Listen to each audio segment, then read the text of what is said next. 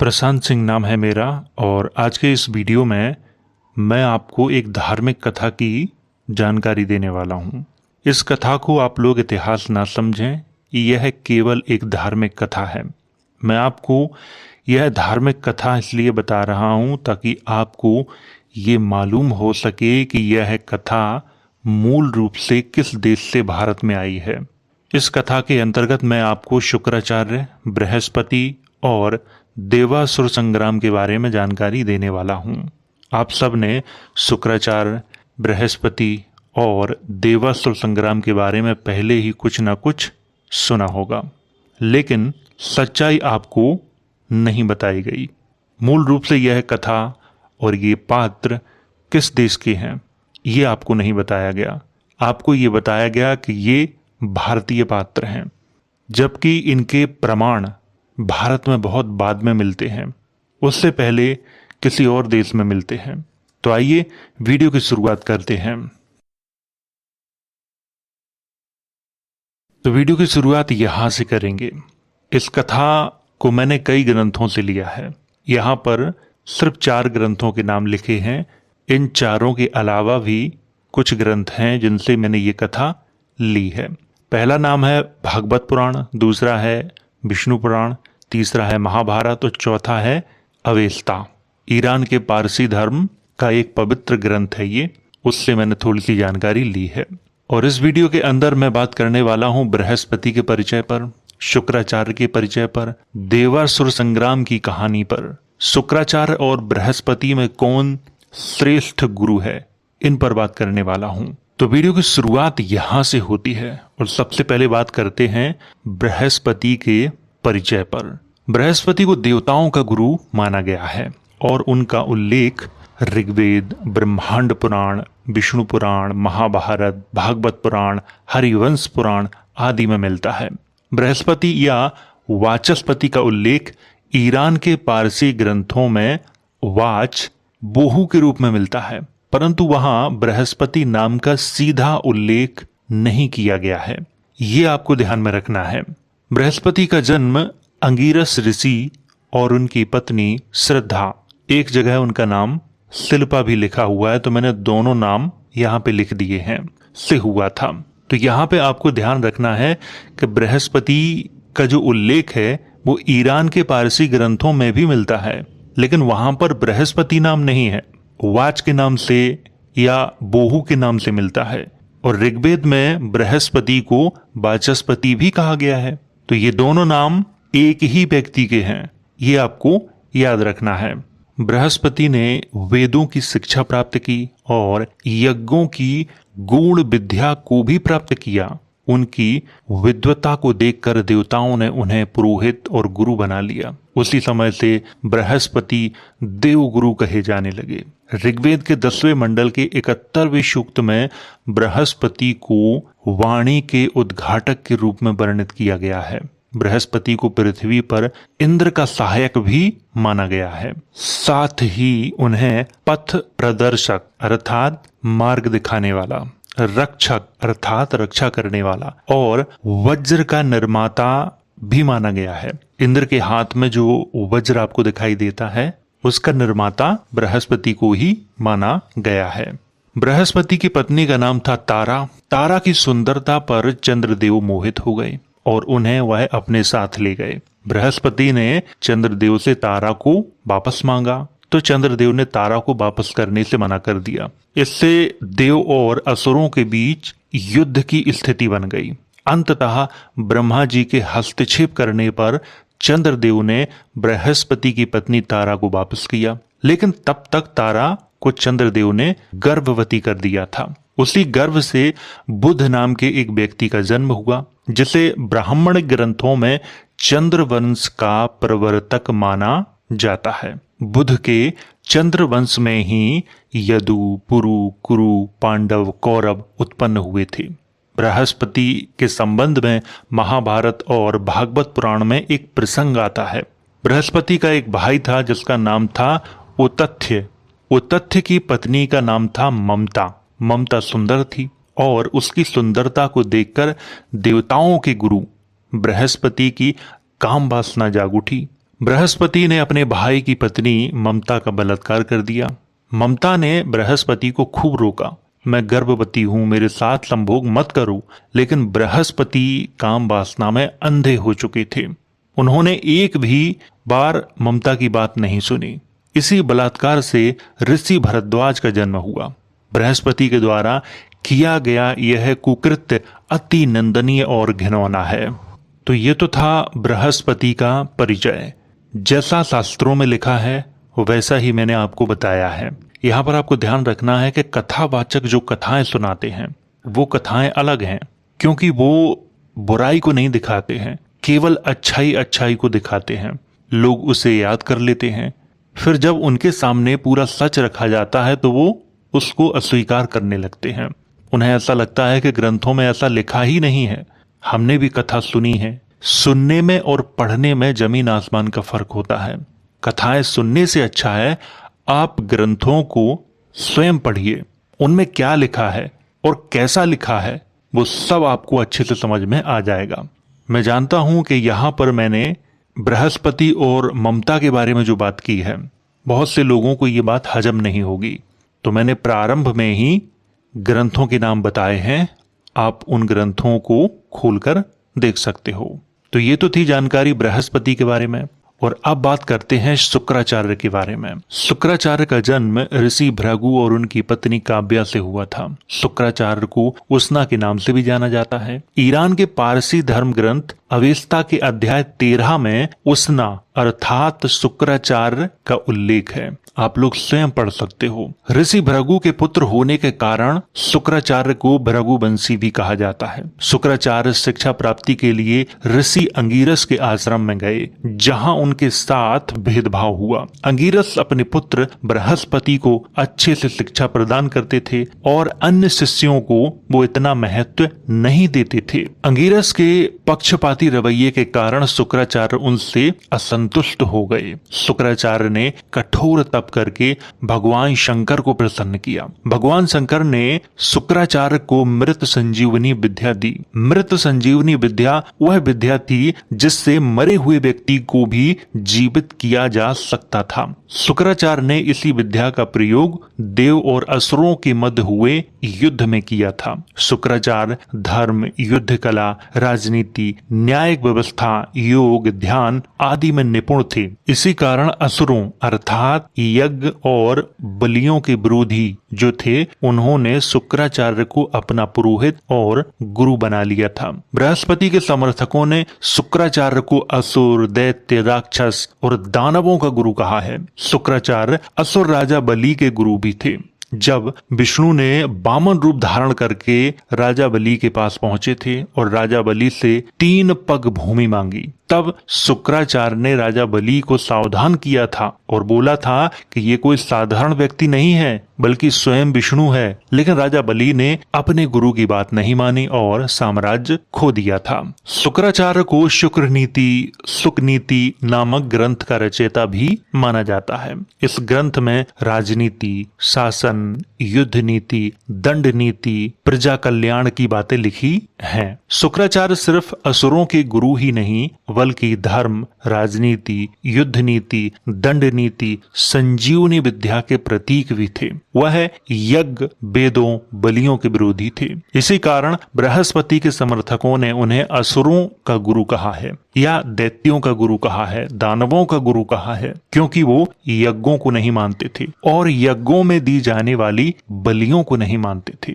ये तो था शुक्राचार्य का परिचय। मैं आपको प्रारंभ में ही बता चुका हूं कि शुक्राचार्य के बारे में जानकारी ईरान के पारसी ग्रंथों में भी मिलती है। अवेस्ता के अध्याय 13 में आपको शुक्राचार्य के बारे में जानकारी मिल जाएगी, लेकिन वहां पर इनका नाम शुक्राचार्य नहीं है, उष्णा के नाम से वर्णित किया गया है पारसी ग्रंथों में। तो आपको नाम का विशेष ध्यान रखना होगा और नाम भाषाओं के कारण अलग अलग हो जाते हैं। शुक्राचार्य का वास्तविक नाम उष्णा ही था। ये नाम नाम हमारे ग्रंथों में भी मिलता है और पारसी ग्रंथों में भी मिलता है। तो ये तो था शुक्राचार्य का परिचय। अब बात करते हैं देवासुर संग्राम की कहानी पर। देवासुर संग्राम का मूल उल्लेख ईरान के पारसी ग्रंथों और ऋग्वेद में मिलता है। देवासुर संग्राम कोई एक बार की घटना नहीं है, बल्कि यह देवता और असुरों के मध्य हुए राजनीतिक, सामाजिक, धर्म,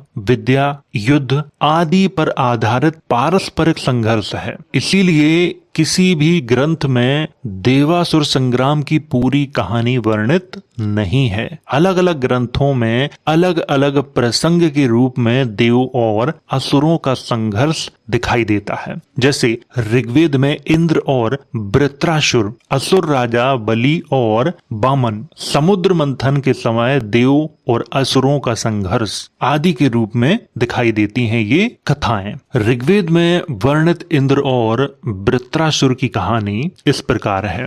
वृत्रासुर, जिसका नाम था अहि, अर्थात शक्तिशाली नाग राजा, नाग राजाओं को अर्थात जो नागवंशी राजा थे उन्हीं को असुर, दैत्य, राक्षस, दानव के नाम से संबोधित किया गया है ब्राह्मणिक ग्रंथों में। वृत्रासुर ने अपने फनों से बादलों में भरे जल को रोक लिया था, जिससे वर्षा होना बंद हो गई। पुरोहित गण घबरा गए और पुरोहित गण अपने नायक इंद्र का आह्वान करने लगे। हम बार बार इंद्र का आह्वान करते हैं, जो वृत्रासुर की हत्या करते हैं और वज्रधारी हैं और पुरोहितों के नायक हैं। इंद्र ने सोमपान अर्थात मदिरापान किया, शक्ति से भर गए और अपने दिव्य आयुध वज्र को उठाया। वृत्रासुर और इंद्र का भयंकर युद्ध हुआ। वृत्रासुर इंद्र के वज्र की चोट से गिर पड़ा। जैसे ही वृत्रासुर गिरा, उसके द्वारा रोका जल बहने लगा। नदियां गर्जना करती हुई प्रवाहित हो गईं। खेतों में हरियाली छा गई। इस प्रकार इंद्र ने असुर राजा वृत्रासुर का वध किया। पुरोहितों ने इंद्र का गुणगान किया।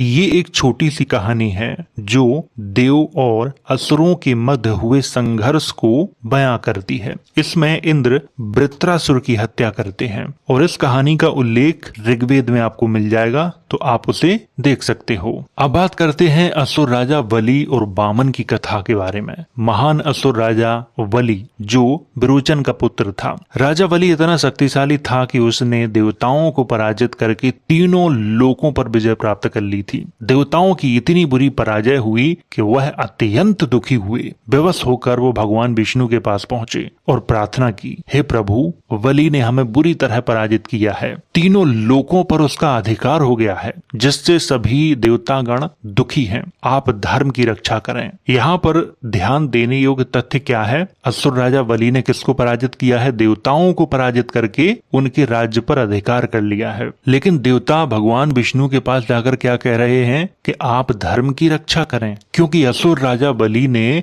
हमें बुरी तरह पराजित कर दिया है, हमारे राज्य पर अधिकार कर लिया है। देवताओं की प्रार्थना सुनकर भगवान विष्णु मुस्कुराए और देवताओं से बोले, इस बार मैं स्वयं अवतार लेकर उसे शिक्षा दूंगा, पर युद्ध से नहीं, दान और धर्म से। तब कश्यप और अदिति के घर बोने बामन के रूप में विष्णु ने जन्म लिया। बोने बामन के हाथ में छत्र, कमंडलू और पवित्र यज्ञोपवीत थे।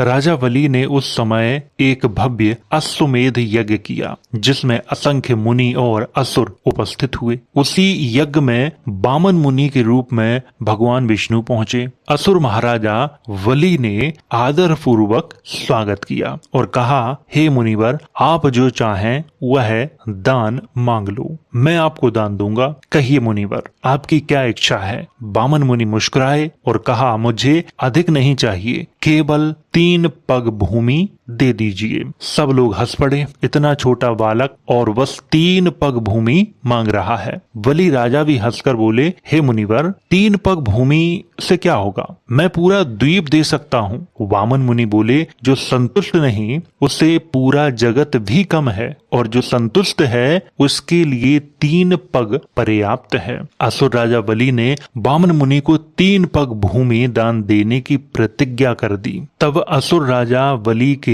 गुरु शुक्राचार्य ने कहा, राजन, यह कोई साधारण मुनि नहीं है, स्वयं विष्णु है, सावधान हो जाओ, ये तुम्हें वंचित करेगा, प्रतिज्ञा मत करो। परंतु राजा बलि अपनी प्रतिज्ञा पर अड़िग रहा और बोला, गुरुदेव मैंने वचन दे दिया है, मैं उसे तोड़ नहीं सकता।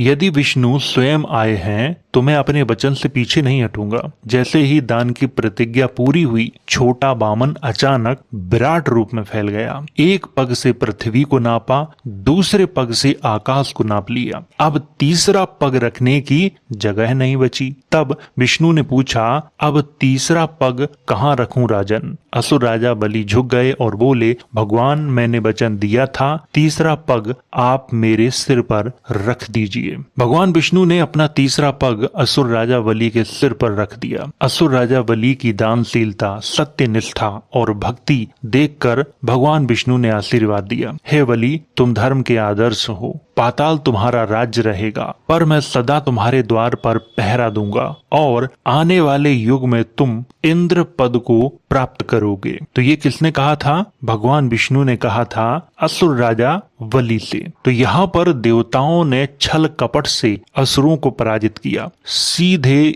युद्ध के मैदान में देवता भी असुरों को पराजित नहीं कर पाए, बार बार युद्ध हार जाते थे, क्योंकि असुरों का गुरु कौन था? शुक्राचार्य। और शुक्राचार्य के पास मृत संजीवनी विद्या थी, और ये विद्या देवताओं के गुरु बृहस्पति के पास भी नहीं थी। ग्रंथों में इसके संबंध में एक कहानी और मिलती है। जब देवता असुरों से पराजित हो गए तो देवताओं के जो गुरु थे बृहस्पति, वो चिंतित हो गए।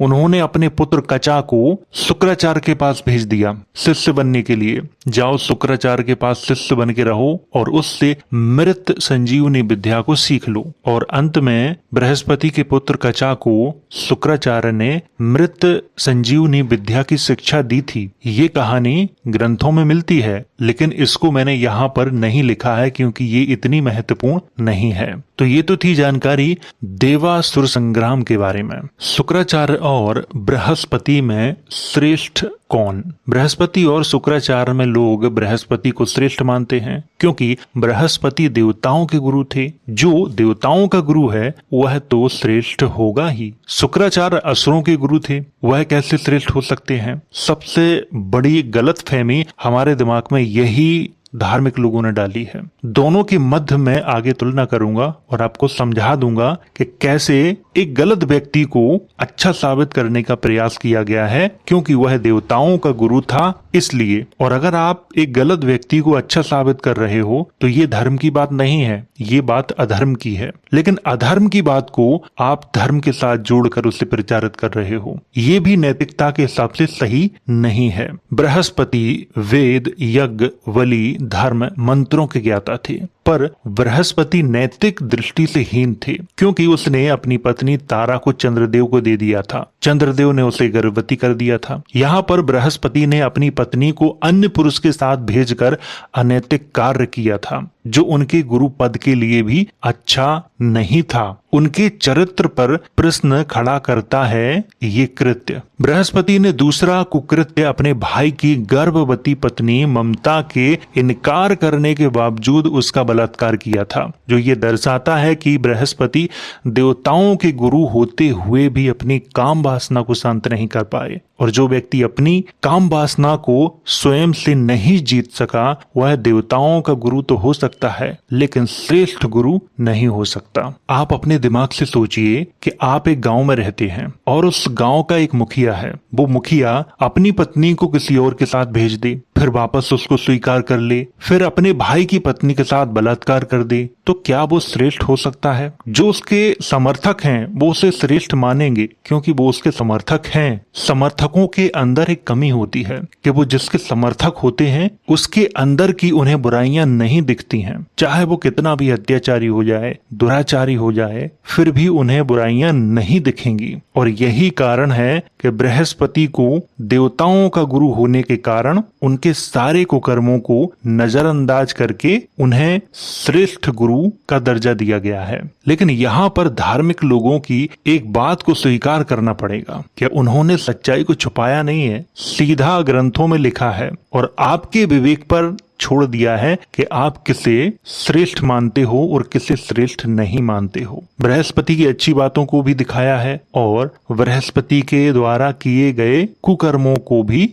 दिखाया है। तो यहाँ पर मैं धार्मिकों का समर्थन करता हूँ कि उन्होंने इस तथ्य को छुपाया नहीं है। शुक्राचार्य असुरों के गुरु थे, लेकिन उन्होंने किसी स्त्री के साथ व्यभिचार नहीं किया। नैतिक दृष्टि से शुक्राचार्य बृहस्पति से कहीं अधिक श्रेष्ठ और ज्ञानी थे। शुक्राचार्य के पास मृत संजीवनी विद्या थी जो सीधे भगवान शंकर ने उन्हें दी थी। अगर इस बात को सत्य की दृष्टि से देखा जाए तो शुक्राचार्य कहीं अधिक श्रेष्ठ थे देवताओं के गुरु बृहस्पति से, और दोनों ही ब्राह्मण थे। बृहस्पति भी ब्राह्मण थे और शुक्राचार्य भी ब्राह्मण थे। बृहस्पति और शुक्राचार्य का जो उल्लेख है वो ईरान के पारसी ग्रंथों में किया गया है, लेकिन पारसी ग्रंथों में बृहस्पति का नाम बृहस्पति नहीं है। वहां पे उनका नाम वाच के नाम से है या वोहू के नाम से है, और शुक्राचार्य का नाम वहां पे शुक्राचार्य नहीं है, उसना के नाम से उन्हें वर्णित किया गया है, और शुक्राचार्य को उसना के नाम से हमारे ग्रंथों में भी वर्णित किया गया है। तो इस तथ्य का भी हमें ख्याल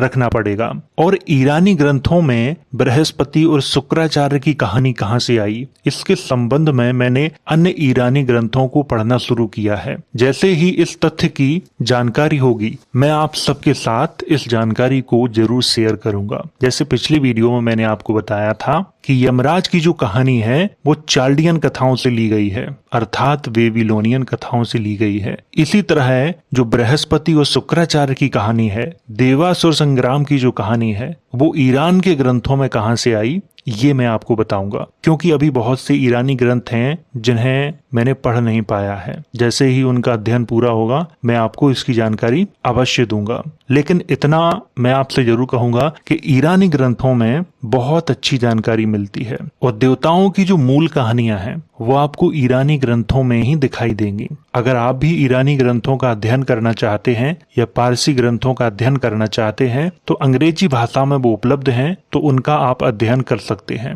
हिंदी में उपलब्ध नहीं है, आपको उन्हें अंग्रेजी में ही पढ़ना पड़ेगा। तो ये तो थी जानकारी शुक्राचार्य, बृहस्पति और देवासुर संग्राम के बारे में। और मैं आपको बता चुका हूं कि देवासुर संग्राम कोई एक समय की घटना नहीं है। अगर आपके दिमाग में ये प्रश्न है कि देवासुर संग्राम एक ही समय की घटना है, तो आपके अंदर ये गलतफहमी है। देवासुर संग्राम दो पक्षों के बीच की एक कहानी है जो हर मुद्दे पर एक दूसरे के विरोधी रहे हैं, चाहे वो राजनीति का मुद्दा हो, धर्म का मुद्दा हो, समाज का मुद्दा हो या नैतिकता का मुद्दा हो। उनके विचार एक दूसरे से विपरीत ही रहे हैं। उनके विचार एक दूसरे से कभी मेल खाए ही नहीं हैं। इसी को देवासुर संग्राम कहा गया है। शुक्राचार्य और बृहस्पति के संबंध में ये जानकारी भारतीय ग्रंथों और पारसी ग्रंथों से ली गई थी। आपको मैंने प्रारंभ में ही बताया है कि ये कथा है, इसे इतिहास समझने की भूल न करें। और इस कथा से संबंधित अगर आपका कोई प्रश्न है तो आप कमेंट के माध्यम से मुझसे पूछ सकते हो। मैं वीडियो के माध्यम से उसका उत्तर देने का प्रयास करूंगा। तो वीडियो अगर अच्छा लगा हो तो इसे लाइक करें, शेयर करें।